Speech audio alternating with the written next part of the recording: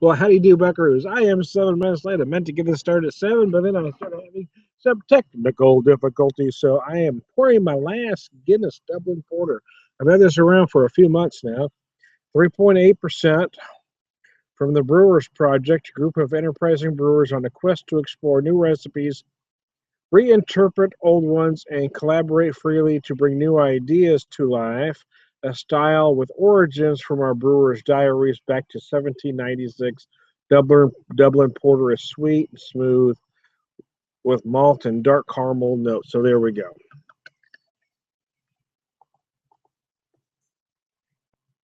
Whoa, there we go. I got away from here. I also poured myself some Maker's 46, some Kentucky bourbon whiskey. I mean, it's oddly enough, bourbon whiskey is usually spelled with an EY. That they spell this with just the Y, which is typically found in Scotch. Barrel finished with oak staves, giving it more pronounced vanilla notes. I have about an ounce and a half on the rock. It's been sitting for about 7 minutes. Took me a while to get this video going.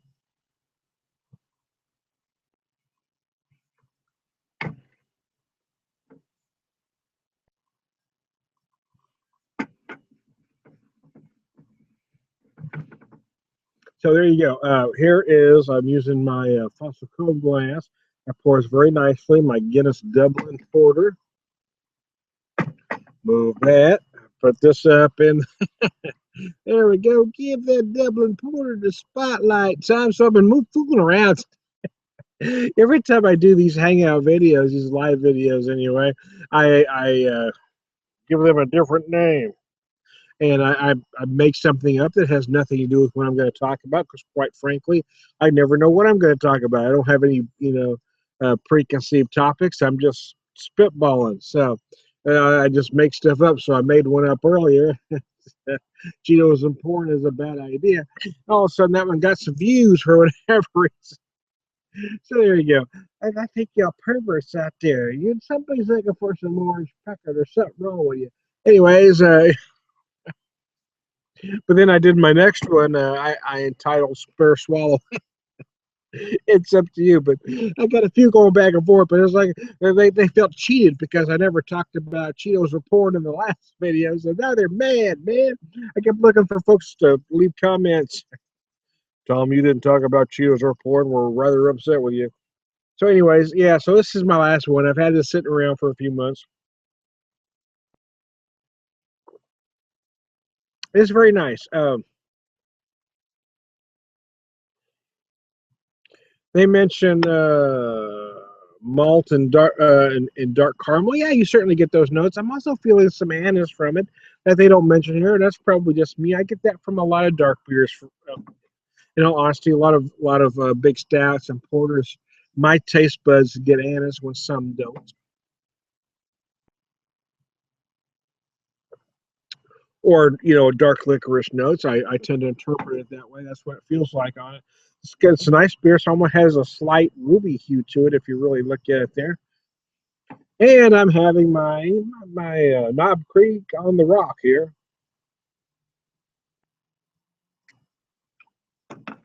It's a little longer than I intended it to, so it's got a little more melt top than I initially wanted. My Knob Creek. I said Knob Creek, didn't I? Because I'm using a Knob Creek glass. It's actually Maker's 46. I said Knob Creek because I'm using my Knob Creek glass. I actually have some Knob Creek in there that I got at Christmas time that I haven't opened yet. I've been trying to finish other stuff off before I popped her. But yeah, these are neat little glasses. I really like the glasses. Again, it's Maker's 46. It did sit a little longer, so it's got a little more melt top than I intended.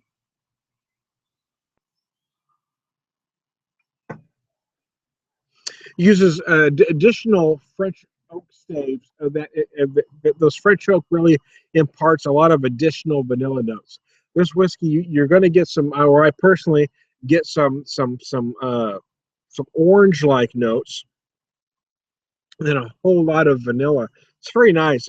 For me, anyway, it's not the weather for it today, but I've been doing such lighter beers all weekend. I thought I'd do something completely different. I finish off my last Dublin Porter.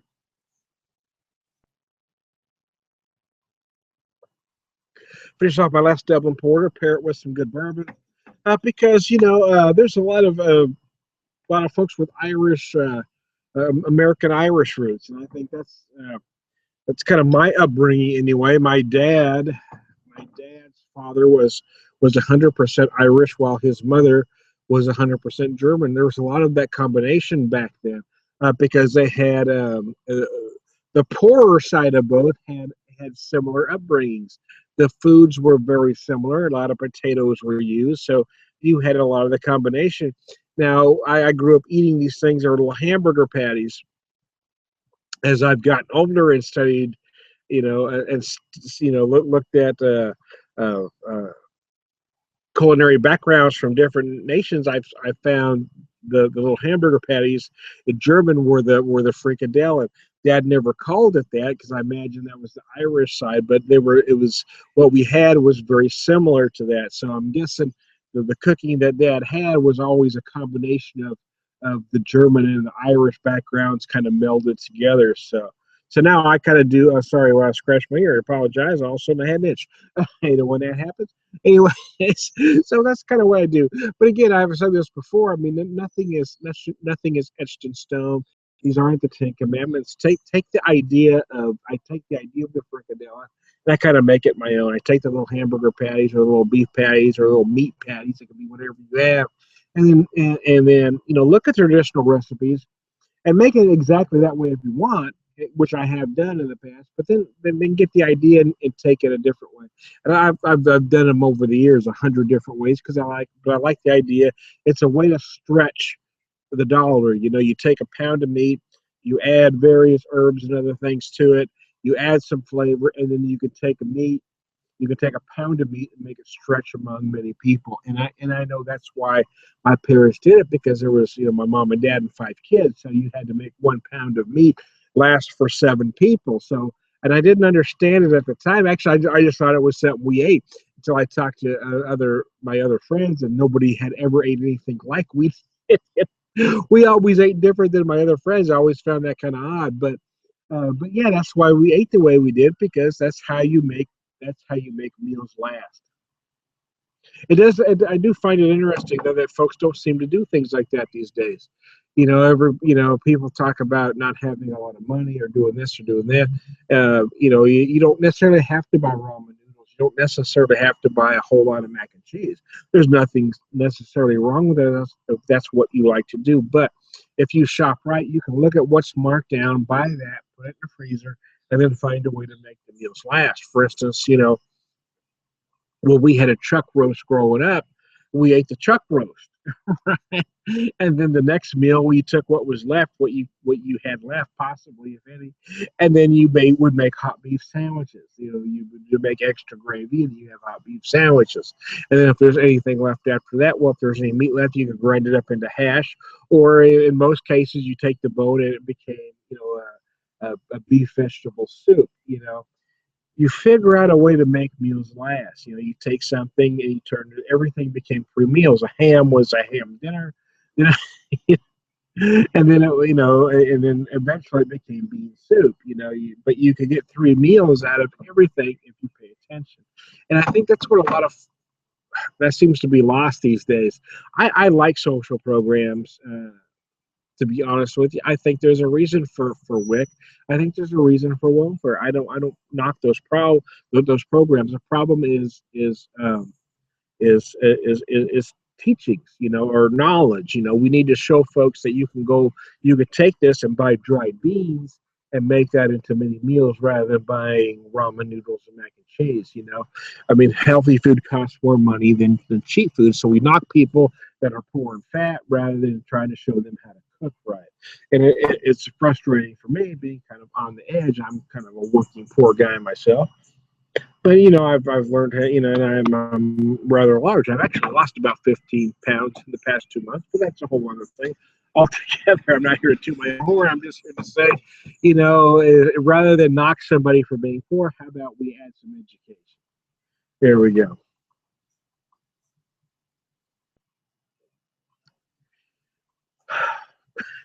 It's political season, right? Every time we talk politics, somebody gets their panties in a wad. It's it's funny. You got folks on the right, folks on the left.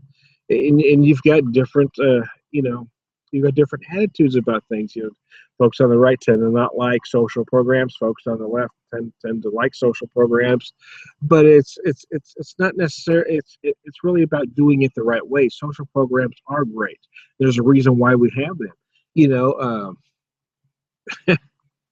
FDR, before FDR, if you really look into history, there were folks that say, well, we didn't need these programs back then. But if you look at what the country was like before FDR, we did look like a third world country. You know, there were shanty towns. You know, this country was a shambles. We were in bad shape. But people do not want to remember that. You know, they only want to look at certain things. Well, I'm giving all my money for this poor people to buy lobster with their food stamps. And they're not paying attention to the corporate welfare, the corporate subsidies, which is a whole lot more money. The government's giving them a whole lot more money than they're giving the poor people. And they're buying a whole lot more than lobster with your money, my friends. And you're worried about this poor guy having a nice meal every once in a while. There's something seriously wrong with your priorities. You're fucked up, man. You know, and I think that's basically the basic difference between the right and the left is empathy and compassion. The right tends to be selfish and look out for themselves. I earned this money, by golly, it's mine. I'll do what I want with it. While left says, okay, let's just do the right thing. But the right claims to have to be the religious, we believe in Jesus, but then they don't want to do anything that Jesus taught. They don't want to help the poor. They don't want to help the sick. They don't want to do the right thing unless it's line their own damn pockets. I don't know, man. It just baffles me. It is a large hypocrisy on the right. It's an incredible hypocrisy. We believe in Jesus. We just don't want to help anybody. We just want the poor to die. Let them go ahead and die out. Then we'll be better. Uh,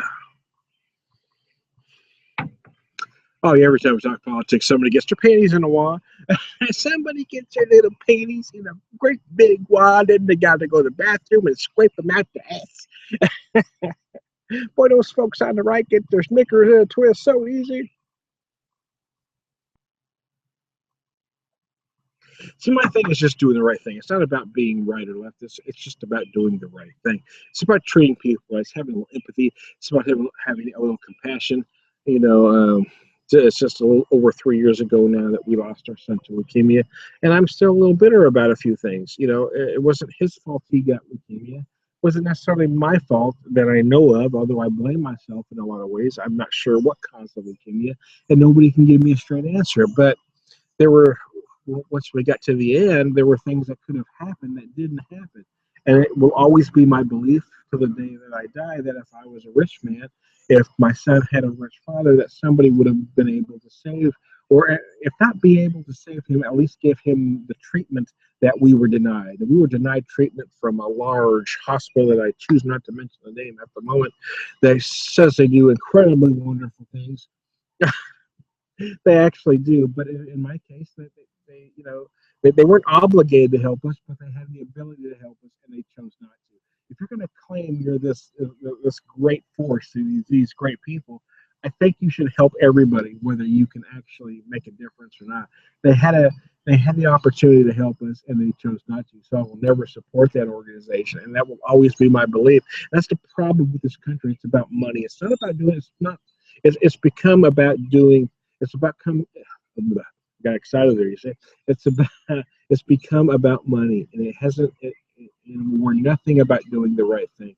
We should be doing the right thing no matter what, whether it helps a rich person or a poor person, whether it helps a white person or a brown person. No matter who it helps, we should be doing the right thing. But we don't do it, and we choose not to, and that's what's wrong with this country today. It's not that we need a freaking wall. We don't need a wall. We don't need morons like Donald Trump espousing hate. No. In fact, the things I've said about Donald Trump in a handful of videos, I expect if he does become president, that Big Brother's going to be knocking on my door. Because Donald Trump's an ass. Donald Trump's an ass. Donald Trump's an ass. Donald Trump's an ass. There you go. I've said it. He's a moron. No, I mean, he doesn't care about you. He doesn't care about anybody, but he has tapped in to the small-minded anger, fear, and hate that so many people have, that so many people, you know, They don't want to take responsibility for themselves, so they want to blame the brown people. They want to blame anybody that practices a different religion than they do, and it's just incredibly ignorant. But he feeds into it. He taps into it was what I meant to say, and people feed into it. He taps into that ignorance, and people feed right back into it. Donald Trump's an ass. If you're voting for Donald Trump, there's something fucking seriously wrong with you. I mean, there's something wrong with your compassion, there's something wrong with your empathy, and there's something wrong with your intelligence. You need to be paying attention to what's going on. Study something. Quit looking at hate. Quit watching Fox News and read a fucking book. There you go. That's alienating everybody, Tom. Yeah, yeah. I don't, at this point, what I've been through in my life up to this point, how I feel this weekend, at this point, I just don't care. I can be censored. I don't give a rat's ass. I am tired. I am at my end. I am at my wit's end. I am frustrated, and I just don't care. If you're a Donald Trump fan and you're watching me, there's something fucking seriously wrong with you. There you go. I've said it. Comment or thumbs down. I honestly don't care at this point because you have no idea what I've been through. Fuck you.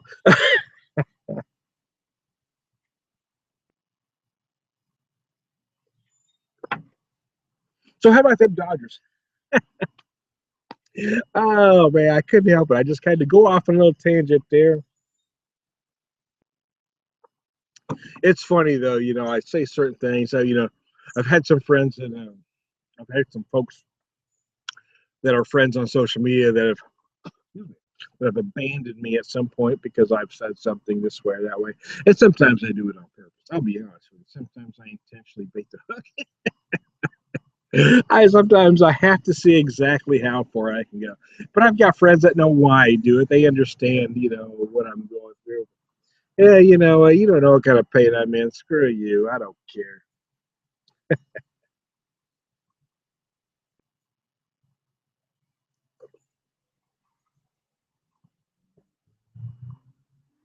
You do get some dark caramel notes as this beer. You like how I switch gears there, as this beer suggests. I'm just waiting to see what some of these comments I'm going to get. You don't know what I'm. You call me an asshole. You don't know nothing. You liberals do this. You liberals do that. I'm just waiting for those comments. It's going to be freaking hilarious. The problem is you can't talk logic with folks like that. They're lost, right? It's already gone. You can't talk logic. They've already made up their minds. So it doesn't matter how many facts you bring up in a discussion. It doesn't matter how much truth you show them. I can copy and paste various articles showing them various things. They're not going to believe it because they're already so set in their hatred and their fear and their ignorance. It doesn't matter what I show them at this point. So I'm just waiting for it to happen. So now I baited the hook. Let's just see what the hell. Oh, excuse me. Sorry about that. Hope I didn't get any on you.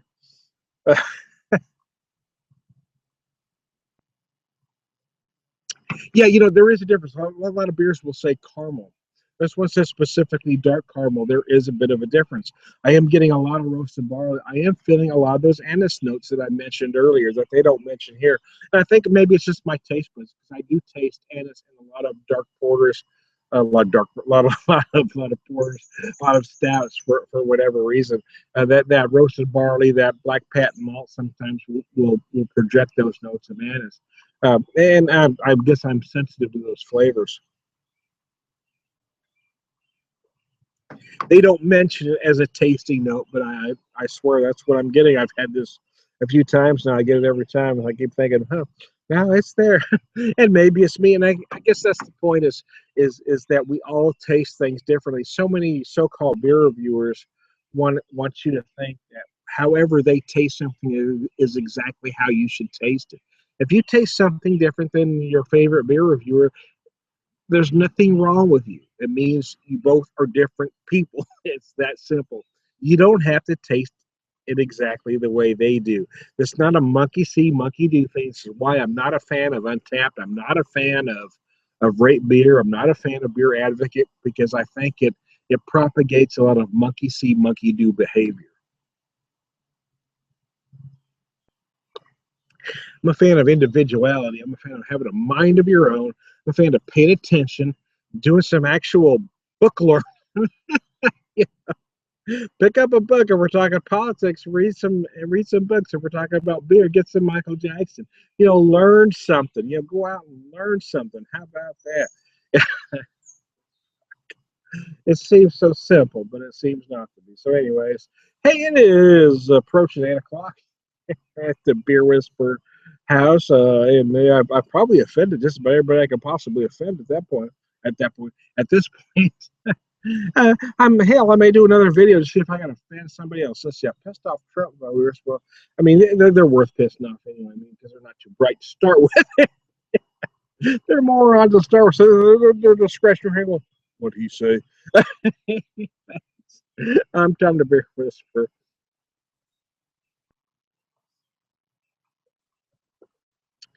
We'll talk to you later.